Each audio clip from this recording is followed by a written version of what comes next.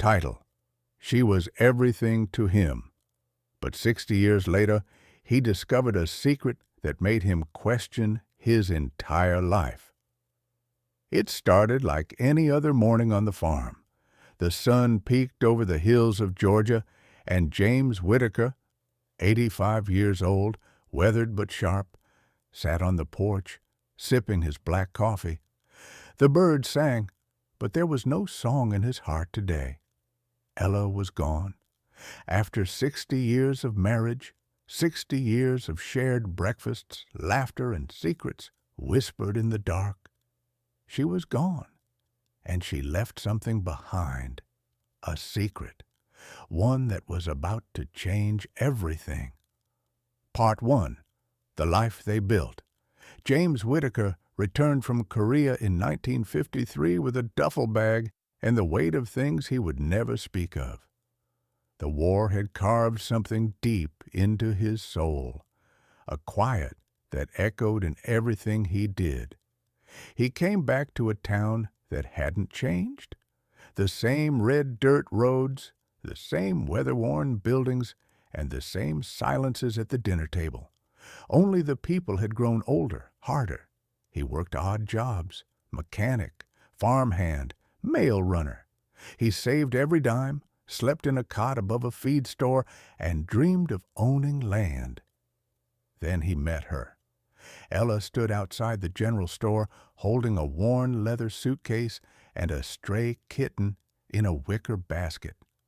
Her dress was modest, her shoes scuffed, but her eyes, they were something else. Green like a storm on the horizon. She said she came from Tennessee, said she was looking for work, maybe a place to settle. James offered her a ride, then a dinner, then his heart. They married after 6 months. People gossiped, said she was too pretty, too quiet, too mysterious. But James didn't care. He had lived long enough in silence. Now he had someone to share it with. They bought 30 acres of wild land outside town, built a small house with their own hands. He dug trenches and laid fence. She planted gardens and painted the kitchen yellow. At night, they would sit on the porch. She would hum tunes from her childhood. He would read old war novels. Life, for a time, was golden. Then came the children. First a girl, Margaret, then a boy, Matthew. Both strong and stubborn, like their parents. Ella was a good mother, warm, patient, but strict. Still, even in joy, there were shadows. Ella would sometimes disappear for hours. Once, an entire weekend. She would return tired, withdrawn, eyes red like she had been crying. When James asked, she would smile, touch his face, and say, "Just needed time, darling." That's all. He believed her, or rather, he wanted to. The years passed. They expanded the farm, bought cattle, survived droughts, hurricanes, and debt. They celebrated anniversaries, mourned neighbors, buried pets, and watched their children grow up and move away. But some things remained unchanged, like the letters she kept locked in her sewing drawer. James never read them. He saw the old paper, yellowed and folded, always sealed, always with no return address. Ella nunca explicó, and he never pushed. And then there was the necklace, a small gold locket she never took off. He once joked it was the key to her past. She only smiled. Maybe it is.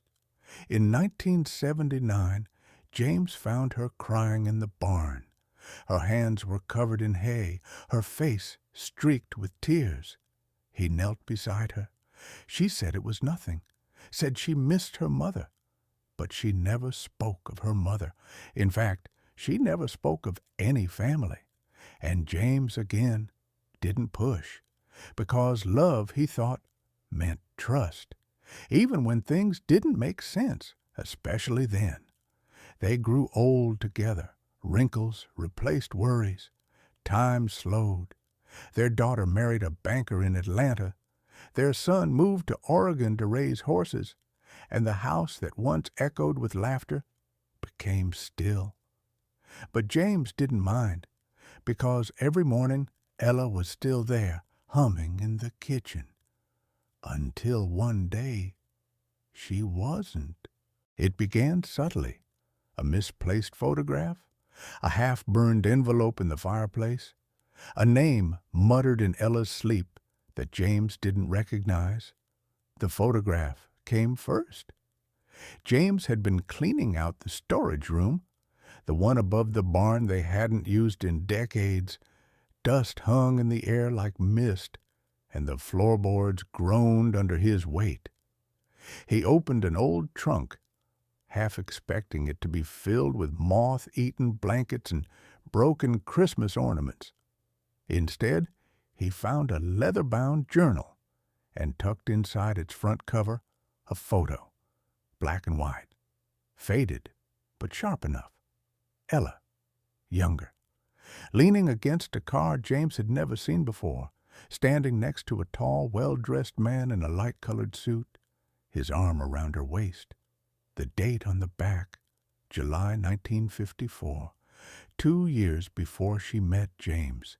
He turned it over again and again, like more handling might explain it.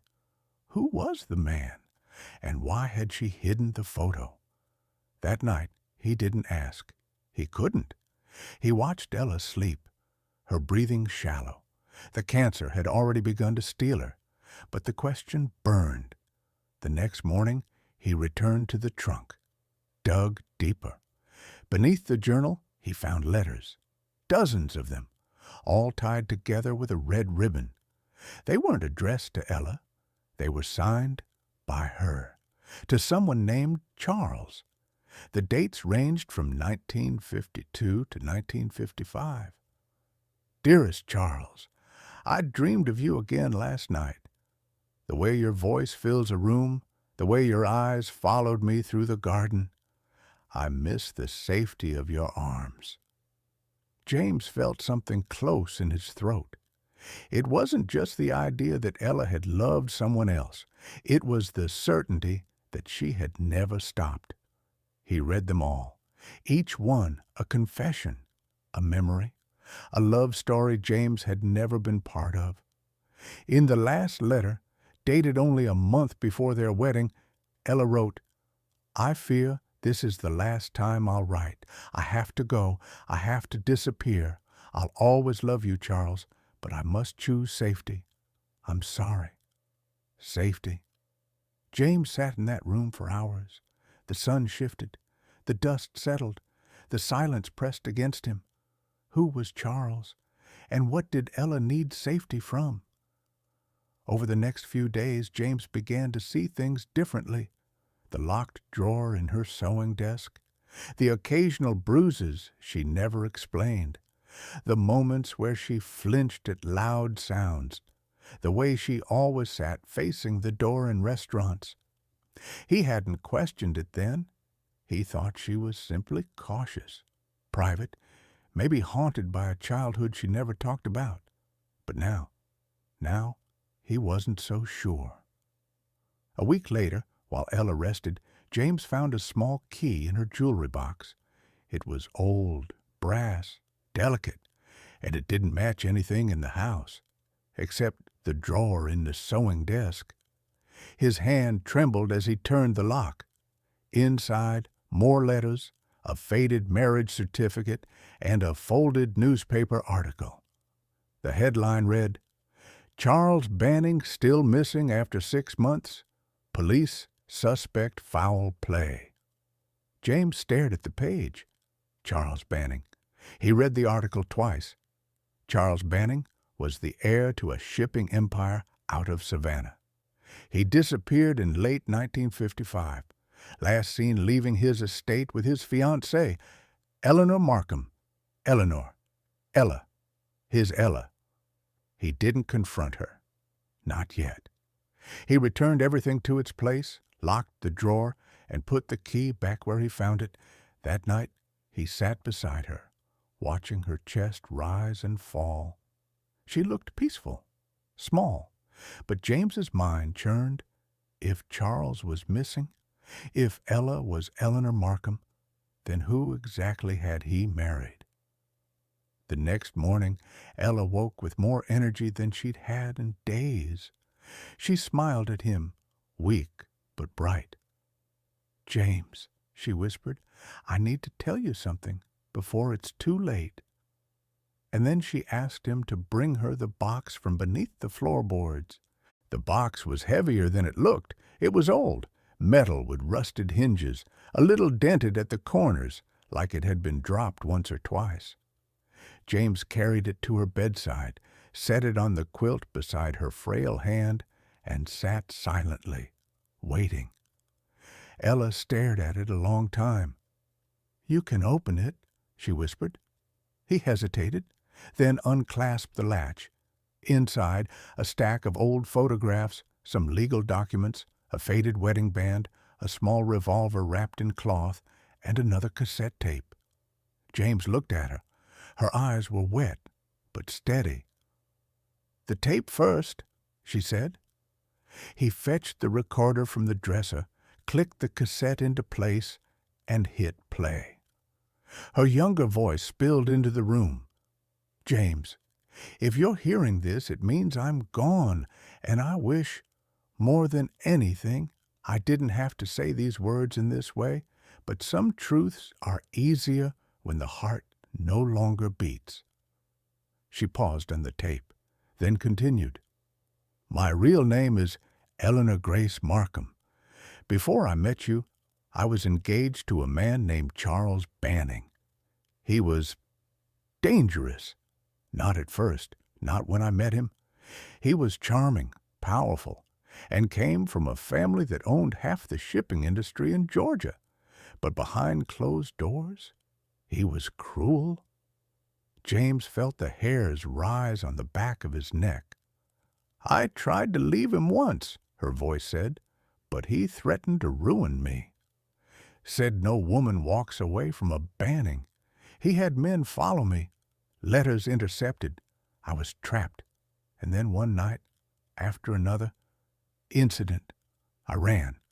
I took the money I had hidden away and vanished, changed my name, burned everything that tied me to him, but he found me in Alabama. I don't know how. He came to the boarding house with a gun, said he'd take me back or take my life. And that night, James, I pulled the trigger first." James blinked. His breath caught. Ella's voice grew softer. "There were no witnesses. The landlady said she saw nothing. The sheriff in that town was kind, or maybe just tired. He didn't ask too many questions. He told me to go. So I did." Silence. "I never meant to fall in love again. I never thought I deserved it. But then you offered me a ride, then dinner, then peace." James closed his eyes. Ella coughed beside him.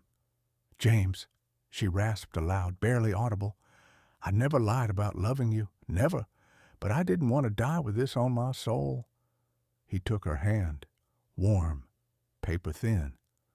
"You don't have to die with it on your soul," he said. She passed that night, just before dawn, her hand still in his, the tape still in the recorder. The room was silent, but James's world screamed.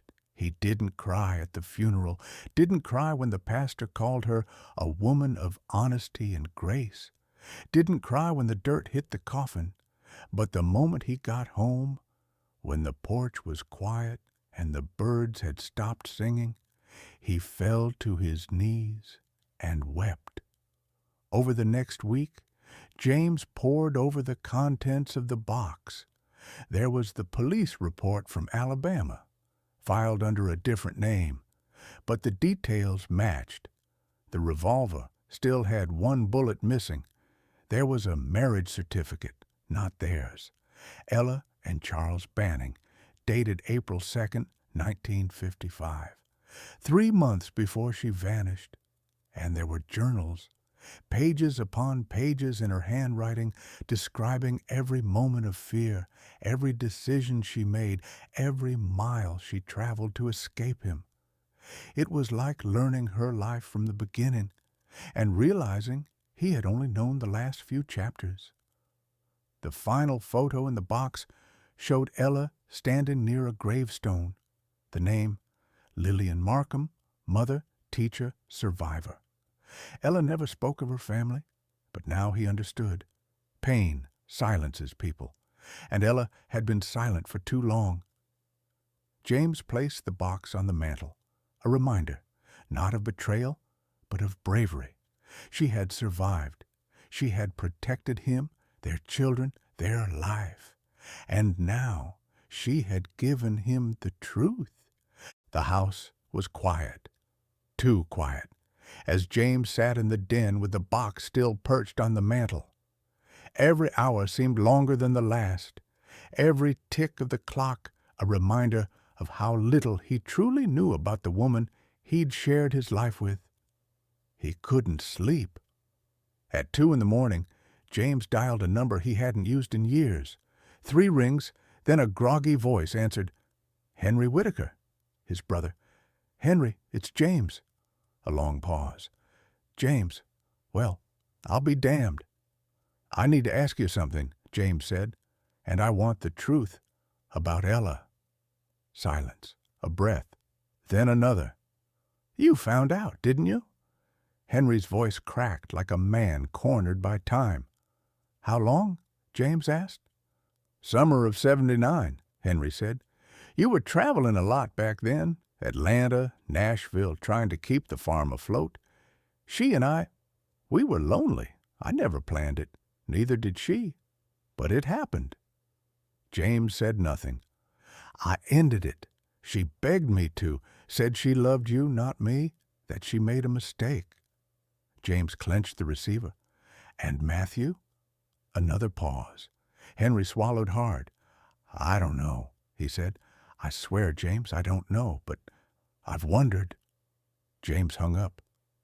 The next morning, he walked through the house, each room echoing with memories and questions. Matthew's nursery, his old drawings on the wall, the carved initials on the barn post. James stared at his reflection in the bathroom mirror. Was he a father, or just a man who raised another man's son? He looked for answers the only way he could. He called Matthew. "Hey, Dad," came the voice on the other end. "Everything all right?" James cleared his throat. "I've been thinking. Would you mind doing a DNA test? Just for curiosity's sake. Health stuff." Matthew hesitated, then chuckled. "Sure. You okay?" "I will be," James said. A week passed. The results came in a plain envelope. James stared at it for a long time before opening it. The paper trembled in his hands. Paternal probability, 0.00%. The words blurred. His chest tightened. He wasn't Matthew's biological father. The next day, he called his son. "Matt, I got the results." Silence. "Dad, what does it matter?" Matthew said gently. "You raised me. You taught me everything. You are my father." James couldn't speak. He felt the warmth of tears spill for the first time since the funeral. "You're my son," he whispered. "Always will be." "I know that," Matthew said, "and so did Mom. Whatever happened back then, it doesn't change anything." That night, James lit a fire in the hearth and sat with a new kind of silence, not of pain, but of acceptance. He understood now, love is messy, love is flawed, but it's real. And sometimes the family you build is stronger than the blood that binds. Autumn settled over the farm like a soft blanket. The leaves turned gold and crimson, drifting from the trees in slow spirals. The days grew shorter, the air crisper. James spent most mornings on the porch, watching the wind carry memories across the fields. He wasn't the same man who buried his wife weeks ago. He was quieter now, but not broken. Each day he reread the letters, the journals, listened to the tape again and again. not to wallow in the pain, but to understand, to remember the woman who, despite all her secrets, gave him everything she had left to give. He wrote a letter to Matthew, long, honest, full of truth. He didn't hide anything, not about Charles, not about Eleanor, not about the affair. He ended it with a single sentence: "I love you, son, and I will always be proud to be your father." One Sunday, James drove out to the cemetery. The wind howled through the trees. A few leaves clung to the last of the branches. He wore his best coat, the one Ella always said made him look like a proper gentleman. He stood before her grave. "Ella Whitaker," the stone read, "beloved wife and mother." He knelt, pulling the folded letter from his pocket. "I brought this for you," he whispered. "It's from Matthew. He forgives you, just like I did." He placed it beneath the bouquet of dried lavender. He sat there for hours, talking aloud, about the farm, the weather, the past, the pain, about how she saved him, even if he didn't know it until now. As the sun began to set, James stood, bones aching, but heart lighter. He looked down at her name one last time. "Thank you," he said, "for all of it." That night, he made tea, sat in Ella's old chair, and opened a new journal. On the first page he wrote, "My name is James Whitaker. I was married to a woman with many names, many secrets, but she was mine, and I was hers. This is the story of how I learned what love really means." He paused, smiled faintly, and kept writing. The fire crackled, the house breathed, and James, for the first time in a long time, felt whole, fade out. If this story moved you, don't forget to like the video and subscribe to our channel for more powerful stories like this one. Thank you for watching.